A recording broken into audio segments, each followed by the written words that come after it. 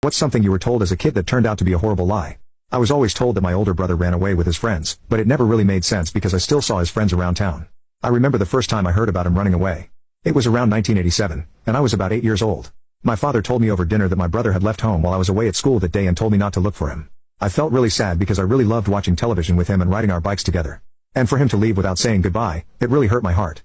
While I rolled around the peas with my fork, I asked my dad when my brother would be coming back. My dad's expression turned grim as he told me that my brother would most likely never return.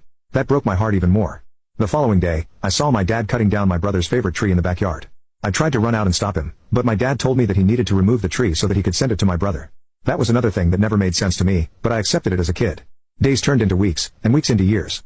It had been 10 years since my older brother ran away. I was ready to finally accept the fact that I would never see him again, until I saw his best friend enter the grocery store I worked at and saw my chance at closure. I approached him casually and asked if my brother lived with him or contacted him. The friend gave a weirded out look and explained that none of my friends had seen him for over a decade. I asked if they knew where my brother had run off to, and they said that he never ran off anywhere. I tried to push for more information, but my father walked into the store looking for me. I apologized to the friend and walked off to help my dad out. Later that night, I looked around my brother's old room for more information and unfortunately found nothing. After giving up, I returned to my room and looked through our old drawing book we worked on together, reminding myself of why I loved my brother so much growing up.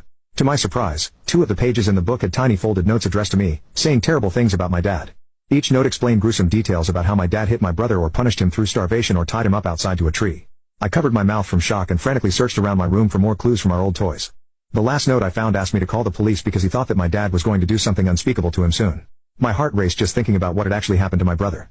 I brought all of the notes I found to class the following day and stopped by the police station in my free time. I begged them to reopen my brother's case and submitted all the evidence as well as my personal testimony. I asked them to bring in my brother's old friends, who were also aware of the things that had been going on between my brother and my father. With enough statements, the police escorted me home and arrested my father the moment he got home.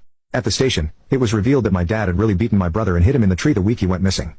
My father made sure to remove all notes from my brother's room, but never bothered checking mine. Hearing his confession at the station made me sick to my stomach. I couldn't believe I was living with a man who could hurt a family member in the most horrific ways imaginable. I moved out of the house that same day and moved into my mom's house. This year, my dad has a chance for parole, but I plan on fighting it for both me and my older brother.